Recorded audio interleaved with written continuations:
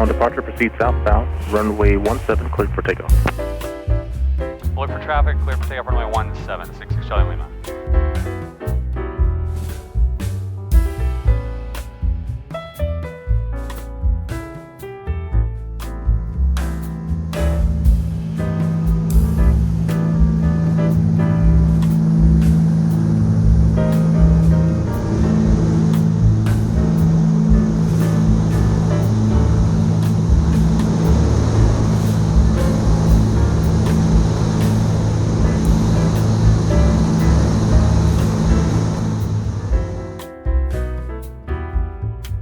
November 66 Charlie Lima, contact Denver departure, good day. Contact departure, 66 Charlie Lima.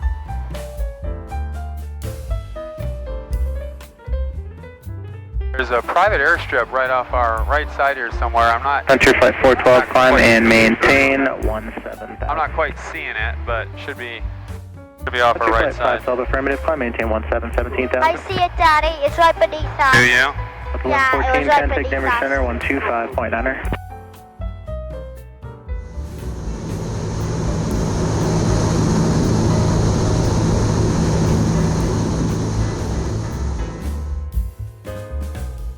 Number 482, Mike Golf, contact Denver Center on 133.95. It should be right off our right side. I think it's that grass strip out there in the distance. All right, well, we got ourselves off of Colorado Front Range, now known as the Spaceport. Okay. But they didn't have an IFR clearance capability, so we couldn't actually depart IFR. So we're trying to pick up our IFR here. It's a little bit busy in the Denver or Class Bravo. We're underneath it right now. So we're just gonna fly in a circle? No, we're gonna make way for our destination and try to pick up our clearance here as we get a little farther out. Okay. Miles northeastbound, Climb indicating service is complete. 8,000. Okay, now we're in the 10,000 foot shelf, so we can keep climbing uphill. How high are we gonna go? We're gonna hopefully go up to flight level 250. Park 2, Denver departure, So IDEN, altimeter 25,000 3025. We have some traffic. There's a Golden Eagle in there, calling approach, say again. Yes, sir, Golden Eagle 66 Charlie Lima. We're VFR off of Front Range 10 Southeast now. Looking to pick up our IFR to Hotel Sierra Alpha. 66 Charlie Lima, squawk 2720, maintain VFR. 2720 VFR, 6 Charlie Lima. 66 Charlie Lima, radar contact 8,200, about 15 southeast of Spaceport. Altimeter is 3025, and a turn left heading 060, maintain VFR at 9,000. Left 060 VFR at 9,000, 6 Charlie Lima. Departure, good morning, Frontier Flight 2314. Well, that's the problem with flying IFR out of an airport that's 6 miles 7 Golf Hotel, traffic no factor, southeast contact of Denver the Center 133.9. Denver.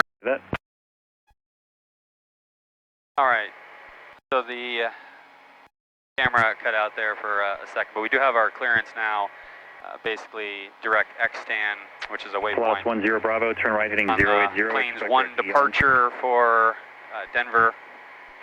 Okay. So we're headed in that direction. They've got us kind of going back up to the Climb maintain flight level 210. 210. to the north there, so it's not super efficient for us, but it is how the big jets fly, and since we're going to 25,000 feet today, we're kind of routed with them. Everything else is looking good, though. We're in the climb. We're cleared up to 13,000. Okay. Center 132.17. 3217 for my Golf, 2 my Golf. Number 66 Charlie Lima, climb maintain valve 250. Denver Center, 66 Charlie Lima at 11.2 for flight level 250. 6 Charlie Lima, thank you. All right, so we got cleared all the way up to our final altitudes. That's fantastic. And we're just coming up on X-stand here. 9820 Papa. All right, we got Daniel 6532, flying the airplane here. We're at 15,000 15,000 feet, so we got 10,000 feet to go. How's the airplane feel, Daniel? Good. Good. You got it under control? Southwest 6532, contact Denver Center 133.17. That's 3317 for 65. All right, that's a good course, and you have a good nose attitude. Looking forward there. Number 2710 Bravo, climbing maintain football 290. Beautiful day out there. Hardly any clouds other than a real high cirrus. All right, Daniel, what questions do you have?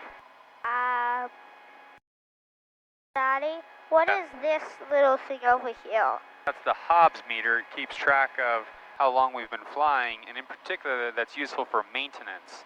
So maintenance records are measured in terms of the number of flight hours on the aircraft, or number of engine hours. 127.65. So that's what we use to track how many hours the airplane has flown. This airplane has about 8,500 hours on it. Yeah, 1362 Denver Center, clear back Lincoln. It's a cool airplane. It has had an interesting history. Lincoln, United 1362. It was originally delivered in 1980, but then was sent overseas to Germany for a few years in the 90s. Came back, was used for medical evacuation, so air ambulance work. Then was used for Part 135 operation work out of Dodge City, Kansas. American 2452, flight level 240. Until we picked it up. American 2452 Denver Center, roger.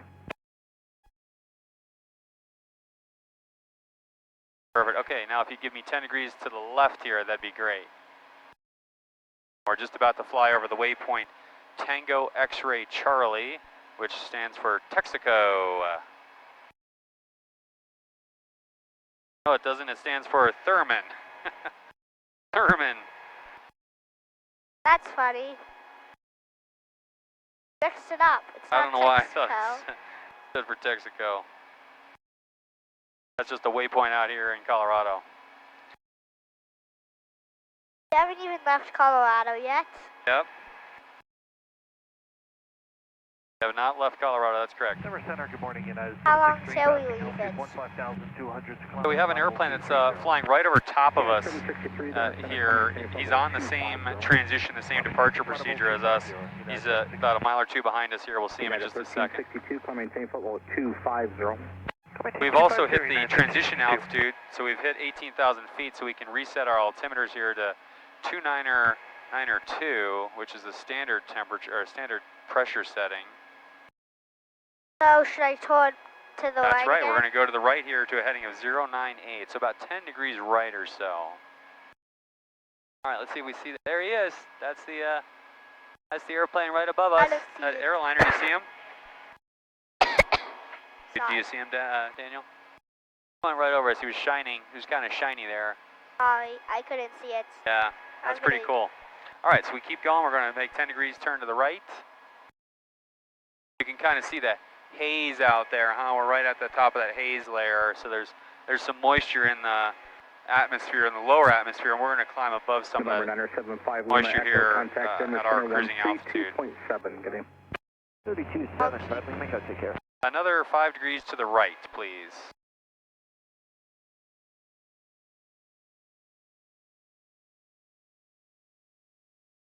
All right, we're coming up on 25,000 feet. We got 400 feet to go. Daniel's been doing all the flying and the climb. He's doing a great job. We're about to do the level off. We're heavy today, right at gross weights, and it's hot out. We're only showing negative 18 degrees C, even all the way up here at 25,000 feet. So we've got the nose pretty sky high in order to get to 25,000. We maybe should have leveled off at 230, let ourselves burn off some fuel before continuing up to 250. But we're making it there, just a little bit slower. We need to come about 10 degrees to the right, Daniel. Yeah, there you go. Oh, are you holding some control force to get it to keep climbing? Yeah, so we need to trim that control wheel off there. I'm sorry I didn't catch that for you. So, yeah, another 5 degrees to the right, if you would, please, would be great. And then we're going to do the level off procedure. This will be the first time Daniel's really leveled the airplane in cruise flight. That's a good heading. We got 100 feet to go. It was totally broken. I'm not making that out at all.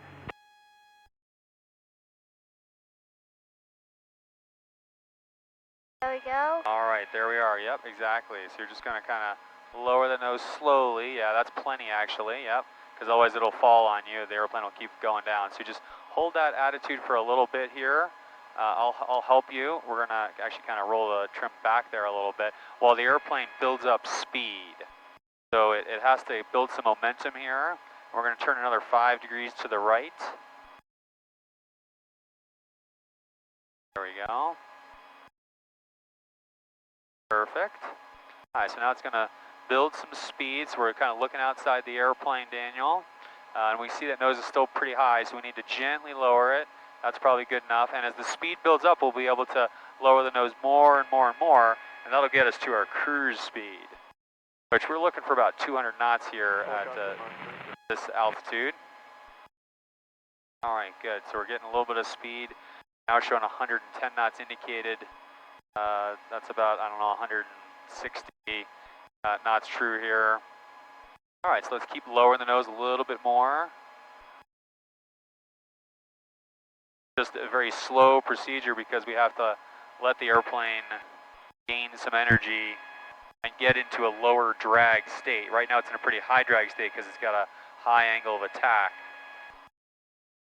Okay, so we're starting to climb, so we can lower the nose again a little bit more, which will let us build more airspeed. And so as we do that, Daniel, once you use your left hand, use this trim wheel here. Go ahead and roll it a little bit forward or up, yeah, like that. That's actually that's perfect. That's actually nose down trim. All right, so now we'll try to get back to 25,000 here. In fact, going over the altitude sometimes helps. So I'm going to help you fly it and level it here, but keep your hands on the controls so you can kind of feel what I'm doing. So I'm lowering the nose a little bit, and we'll make a right-hand turn to get back on course as well. There we go. So now we're at 25,000. And in order to hold 25,000, I'm having to push forward a little bit. So go ahead and trim that control wheel off, those forces off if you will. Yeah, keep going a little. There you go. Perfect. Okay. Now we're going to see how that does. So I'm kind of glancing in at my altimeter to make sure that the altimeter is still where I want it, right due north and south at 25,000. All right, so if I let go of the airplane for a second, let's see how she flies there. I just kind of glance outside, the nose falls a little bit, so I'm going to just gently pull back on the yoke. I'm going to trim that control force off. And voila, we got the airplane pretty well trimmed. We're showing about 135 knots indicated airspeed, and sure enough, that's 200 knots true airspeed at this altitude. Now we're coming back on course, so I can gently turn back to the left there a little bit. And you did a great job. Nailed it. All right, we got co-pilot Noah on board. How you doing, Noah? Good. Good, okay, so we're just pulling the power back, setting the power for cruise. So we're going to do a pretty healthy long-range cruise. We're going to 28 inches. We're going to pull the props back to 1,700 RPM, which is real quiet, just sips fuel. Allows Beth to read in the back. Turboprop propeller speeds, which is awesome, so it really makes it fly well. And then we'll start to pull our mixtures back as well to save some of that fuel, which we will need to make this flight non-stop. It should true out here from a mixture, something just around 20 gallons per hour aside. How old do you think you have to be to land an airplane? Probably like 10 years old, 9 or 10. How old are you? You're 5. All right, so we're over Goodland, Goodland, Kansas. So we're making a turn to head southeast towards Texas. Okay. Can I help do some stuff? Yeah, you can help me with some stuff here once we're flying again. Thanks. Love you. I love you too. We're showing 3 hours and 52 minutes to go here. We'll see if the winds help us. We've got a 215 knot ground speed right now. We're en route to Greenville, Texas is one of our first waypoints, about 2 hours to go. All right, little Mary, how are you doing today? Kansas Center, United 734. Good to have you up here on the flight deck as in the co-pilot seat. Well, Mary's 7 years old and she just started horseback riding. Uh-huh. You love horseback riding, don't you? Yeah. What's the name of your favorite horse? Aspen and there's another one, but I forgot her name. Oh, okay, that's good. You But rode a she's really small. Yeah, you rode a pony once. That was nice. Yeah. Well, we're not exactly on the Pony Express here today either. We've got winds that are not as much of a tailwind, meaning they're not directly behind us. They're about 10 knots slower than they were forecast to be. So we're about 10 minutes behind schedule here, about maybe 50 or 100 miles past Goodland to Kansas. So we're still hoping we make it there nonstop. We'll keep track of the fuel, see what's going on. Houston Center, Golden Eagle 66 Charlie Lima, checking on 250. Or 66 Charlie Lima, Houston, roger. Center, Golden Eagle 66 Charlie Lima. We're looking for 10 right to get on the backside of this weather. North 66 Charlie Lima, deviation left and right of course approved, when able, direct destination and advise. All right, left and right approved, direct to destination, when able, 66 Charlie Lima, thank you. All right, we're gonna go to heading mode here. We're gonna take it through that cut there. One thing that's gonna do is let us start a descent a little bit earlier than if we have to go to the next cell before making the right-hand turn. So. Center envoy 3445, direct Stennis. Good news. High in terms of the thunderstorm. 47 do have a lot of We're actually getting a headwind here, so the thunderstorm is sucking air uphill, and then it pushes it out, pushes it over, and since we're on this side, we're actually getting a little bit of a headwind here. We've lost about 10 knots going into the thunderstorm outflow. So 310 will be a direct. we managed to get through that storm, so we're on the backside of the south side of this Houston Center, 3 wing 17. set of cells. Yep. Got a little precipitation static going through there. That's what you were hearing, that squeal on the radio. Yeah. There's so much water hitting the airplane, it was stripping the electrons off the airplane and 1790 Houston Center, okay. making so we couldn't hear the radio very well just for a minute or two there. We're in the descent, 18,400, about to change the altimeter 2380, contact Memphis Center 133.07. Had some pretty good weather to get through there, but we managed to do it safely. Short run, and stayed high so that we didn't have to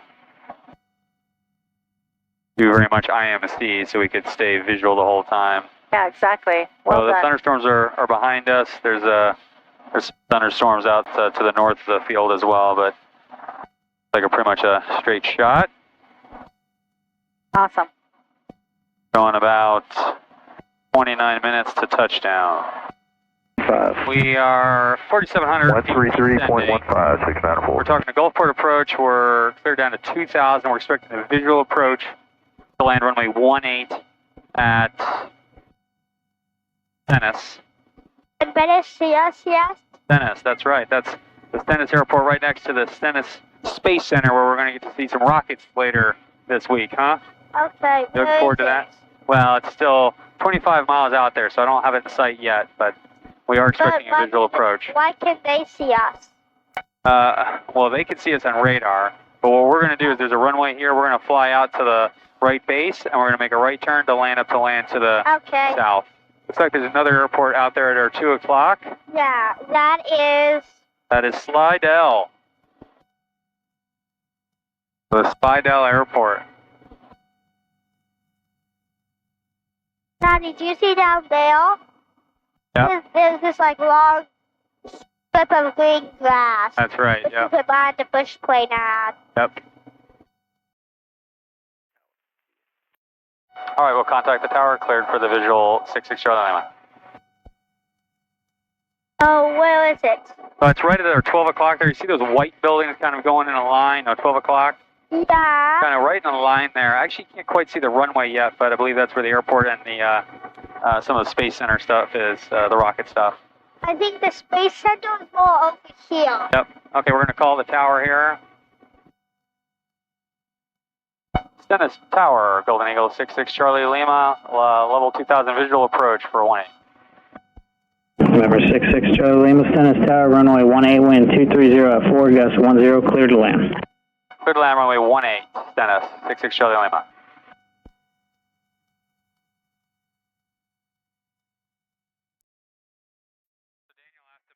rockets are being built here, and one of the rockets that was built here, of course, was a Saturn V that took the astronauts to the moon the first time back in the 60s and 70s.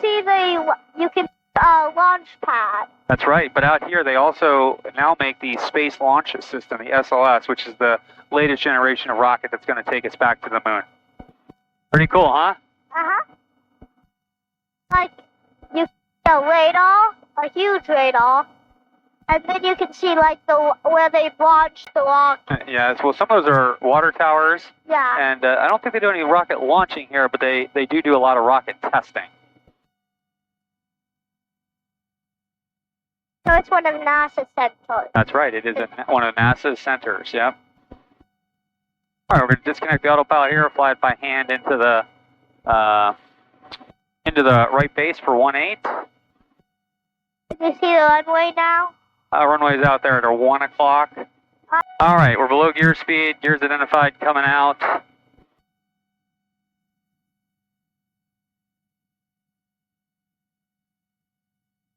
We got 3 green lights. That's great. Put your hands to the controls if you want to feel me through it. Sure. Okay, you said that's 8854, correct? So sometimes the astronauts would fly over here from Houston to check on how the rockets were going and stuff like that. So often the astronauts would fly over here in their T-38s. 48? Yeah, in their T-38, which is sort of their training aircraft. Yeah, but it was fun for them to do that. Come over and check on the hardware. All right, if you would put flaps 15, so that first notch kind of down to the blue there. Yep, perfect. Great. Thank you, Daniel. All right, Daniel, if you would give me flaps 30. Perfect.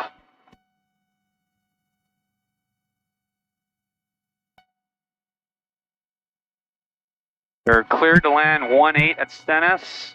Got 3 green lights. Final gear check is good. It's clear at 8854 on guard. Yeah, all right. Power's good. 13592. Go give me full flaps, please. Thank you.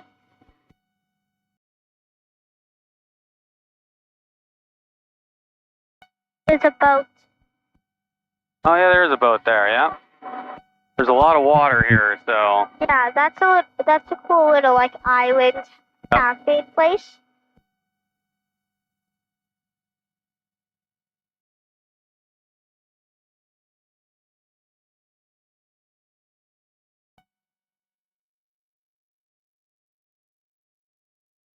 Sorry.